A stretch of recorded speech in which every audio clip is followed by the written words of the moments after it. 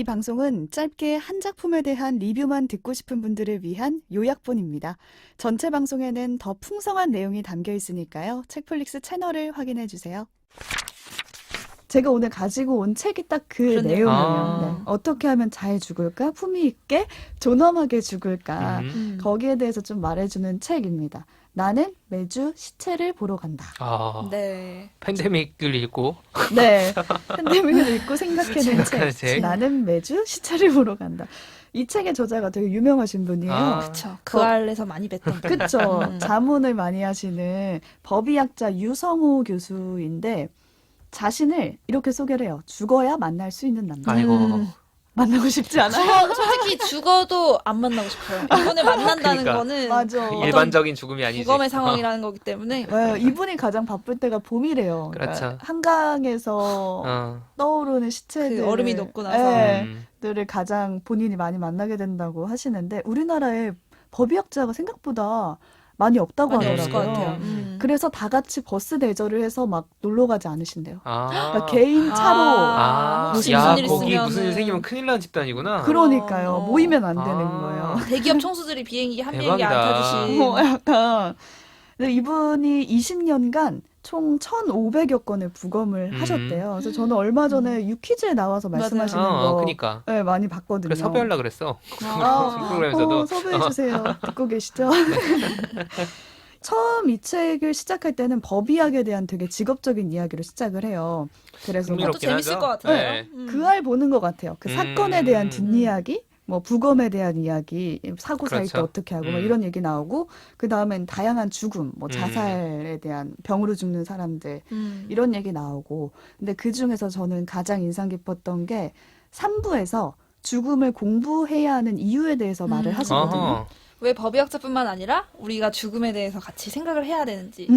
왜 우리가 알아야 하는지. 음. 근데 교수님이 결국 말씀하시고 싶었던 거는 우리가 죽음에 대해서 알아야 받아들이고 준비할 수 있다라고 그쵸. 하시는 거거든요. 근데 대부분의 사람이 죽는다는 거를 알면서도 애써 모른 척하거나 되게 먼 미래일로 생각하는 경우가 많대요. 그래서 교수님이 보통 이제 환자들을 만나거나 환자 가족분들을 만나면은 이제 얼마 안 남았다. 이제 준비하셔야 된다. 이런 말을 해야 되는 경우가 있잖아요. 그럴 때 이제 환자들이 하는 말이 항상 비밀로 해주세요. 우리 어머니한테 알리지 말아주세요. 아직은. 네, 약간 이렇게 죽음을 충격받으실까봐. 그렇게 서로를 배려한다는 느낌으로 그렇게 피하긴 하지만 사실 두려운 거죠. 그렇죠. 그리고 죽음을 서로 알고 있는 상태더라도 가족끼리 이 죽음을 주제로 얘기하길 쉽지 꺼린대요. 않죠. 꺼리죠. 뭐 예를 들어 할머니한테 병원에 계신데 할머니는 장례식에 뭐 하고 싶어? 영정사진 뭘로 해드릴까요? 죽으면 어떨 것 같아? 뭐. 난 내가 고르고 싶어. 그러니까 근데 이제 그게 막상 다가오면 현실에서는 그래. 그게 되게 쉽지 않는 안절부절한다니까. 다는 거예요. 그러니까 교수는 그럴 게 아니라 남은 시간 동안 자신만의 죽음을 준비해야 된다고 계속 말을 해요. 그래서 이 책에서 계속 강조하시는 게 내 인생 스토리의 종결은 스스로 써야 된다라는 거예요. 그러니까 죽음이 내가 이제 관여할 수 없는 어떤 분야의 것이 아니라 죽음이 내 인생의 마지막 부분이라는 거예요. 좋은 마무리. 네. 근데 이제 그 얘기를 듣고 전 처음에 아니 언제 죽을지도 모르고 언제 아플지도 모르는데 어떻게 죽음을 준비라는 거를 할 수가 있냐. 언제 죽을지 모르잖아요.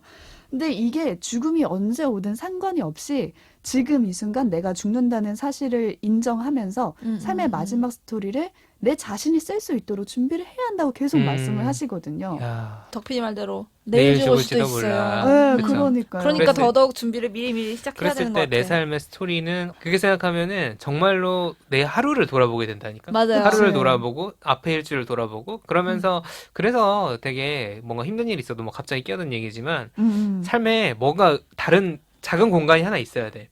내가 적어도 이렇게 살아서 의미 있었다라고 하는 다른 공간이 이 일이 아닌 무언가 무언가가 뭔가요? 있어야 돼요. 있으신가요? 그게 뭐 가족이 됐든 연인이 아. 됐든 그런 건 관계일 수도 있고 뭐 예를 들면 내가 예술 가면 작업물이 그렇지 수도 그렇지 있고 그런 결과물일 거죠. 수도 있고 우리 책플릭스가 이런 그런 존재가 되면 참 좋을 텐데. 왜 갑자기 자 다시 네, 책에서 이 교수는 이렇게 말해요. 사람 개개인은 다 다른데 지금 우리의 죽음은 생각보다 되게 다 비슷하다는 거예요. 보편적이죠. 네, 자신의 마지막을 병원에서 제시하는 해결책을 따라서 치료를 받고 고통 속에 죽는다는 거예요. 근데 이 책에서 제가 인상 깊었던 게 일본에서는 되게 죽음 활동이 활발하게 이루어지고 그쵸. 있대요. 우리나라보다는. 그래서 신조어 슈카스라고 해가지고 임종 노트를 작성한다는 거예요. 그래. 그래서 거기에 원하는 장례 방식을 최대한 그래, 써놔야 돼. 자세히 쓴대요. 써야겠어 나도. 근데 그게 좋아. 후손들 입장에서도 이렇게 그렇지. 뭘 원하셨을까를 그렇지, 계속 그렇지. 짐작하는 것보다 맞아, 그렇지. 맞아. 어. 정확하게 알려주는 누구는 게 절대 못 오게 해라. 아. 걔는 안 돼. 걔는 안 돼. 근데 저도 할머니가 돌아가시고 나서 아 그건 좀 물어볼 거라는 생각이 그렇지. 되게 많이 들었어요. 우리 시선으로부터 얘기할 때 이 비슷한 얘기 한번 맞아요, 했었죠. 맞아요, 네, 맞아요. 제사에 대한 얘기. 그리고 이제 유형과 무형에 대한 재산을 분배를 해야 되는데 특히 유형에 대한 분배 싸움이 많이 참 나죠. 난리 나죠. 네, 재산, 물질 법적으로. 때.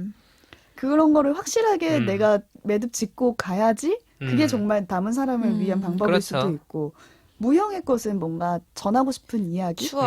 나를 뭐. 이렇게 기억해달라라든지 난 이렇게 살다 간다라든지 그러게. 교훈 이런 거. 여유 있을 때 한 명씩 정리를 해놔야겠다. 해야 되는 것 같아. 내 하나 적고 싶어요. 우리 지금 20, 30대들이 모여가지고 근데 중요해. 왜냐면 죽은 준비 오늘 시작해야 되거든요. 그렇죠. 오늘 시작해야 내일 되고 죽을지 내일 죽을지도 모르니까. 모르거든요. 여기에 좀 모범 예시가 나와요. 소설가 이문구 선생인데 위안 말기 통보를 딱 받으시자마자 이렇게 생각을 했대요. 내가 빚지고 안 갚은 게 있나? 이런 거 정리가 딱 그래. 돼야 돼. 맞아. 우선은 그거부터 딱 생각을 하셨는데 제목 인세를 미리 받은 게 있으셨나 봐요. 책을 빨리 써야겠네. 네, 그래서 계약했던 아이고, 동시집 책 써야 돼. 네, 원고를 진짜 빨리 마무리를 서둘러서 빚지니까 안 그거 그러고 못 따고. 쓰시고 가시면 아이고, 갚을 그거는- 방법이 없으니까. 그리고 큰 아들에게 이렇게 말씀하셨대요. 내가 혼수 상태가 되거든 이틀을 넘기지 마라. 엄마 동생 손잡고 산소호흡기를 떼라. 절대 연장하지 마라. 연명의료 같은 거네요. 네, 맞아요. 그리고 화장 후에는 보령 관촌에 뿌려라. 문학상 같은 거 절대 만들지 마라. 관촌수필 쓰셔서 아마 쓰셨습니다. 관촌에 아마 뿌려달라고 뿌려달라고 하셨나 유언을 뿌려달라고 남기신 것 하셨나 봐요. 같아요. 그리고 문학상은 만들지 말고 음. 보통 만들잖아요. 소설가분들은 그런 게 또 있구나. 네, 그럴 수 있겠다. 제사 대신 가족들이 식사나 해라. 나는 이 세상 여한 없이 살다 간다. 그러니까 이 마지막 말은 남기고 싶었던 말 같아요. 후회 없이 살다 간다. 마음이 지금 되게 약간 몽글몽글해. 그치 몽글해.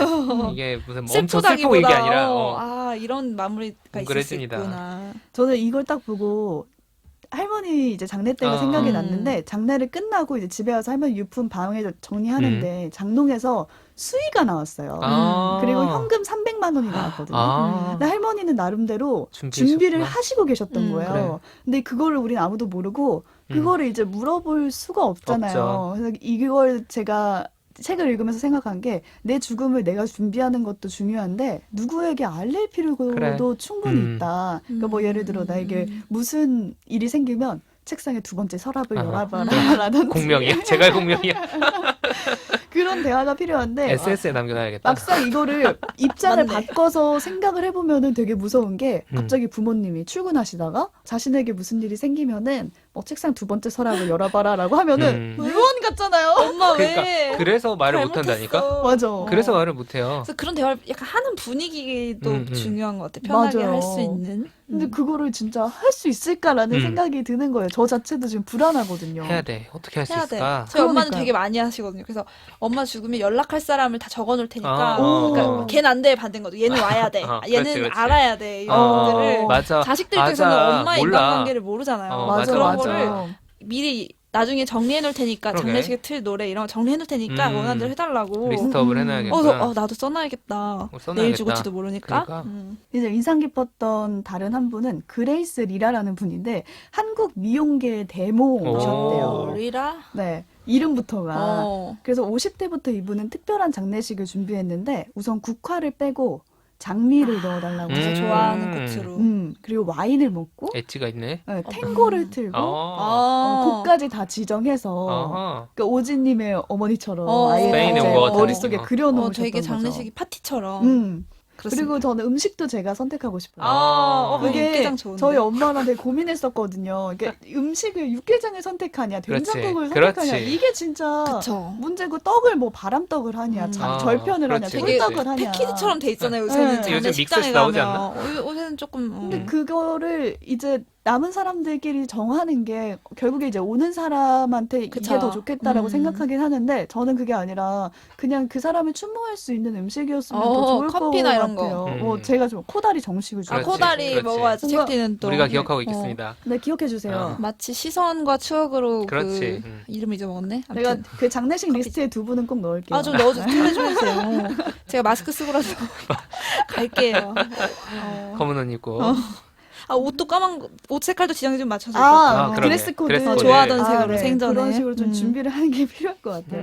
이 결론적으로 이 교수가 말하고 싶었던 건 이 문장으로 정리가 되는데 100명의 사람이 있다면 100가지의 삶이 있고 100가지의 죽음이 있다라고 말을 하거든요. 그렇죠. 100가지의 삶까지는 우리가 다 알고 있는 것 같아요. 어떻게 살아야 되고 되게 나만의 삶을 살고 싶고 이건 있는데 100가지의 죽음까지는 아직 우리 사회가 못 따라오고 있는 게 아닌가. 그러니까 나만의 죽음을 준비하지 않고 그냥 아플 때 되면은 병원에 가서 죽겠지. 그냥 이게 아니라 정말 나만의 죽음을 준비했으면 좋겠다라는 생각이 들더라고요. 이 책을 그렇네요. 보면서. 그리고 우선은 그러려면은 죽음을 두려워하지 않아야 된대요. 그러니까 막연히 덮어놓고 두려워하는 거. 이것 때문에 대화를 사실 그렇지. 못하는 맞아요. 거잖아요. 그리고 그거를 두려워하지 않는 것 자체가 이 교수는 품위 있는 죽음이라고 말을 해요. 그거야 뭐.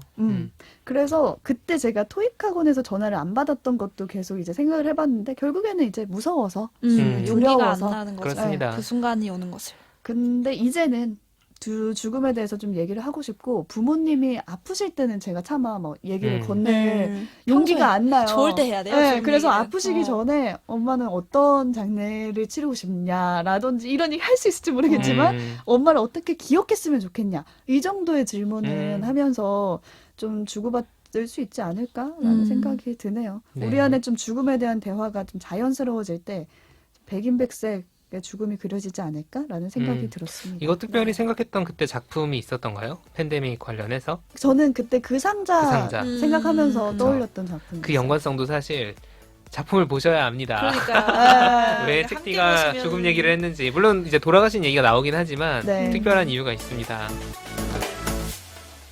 책플릭스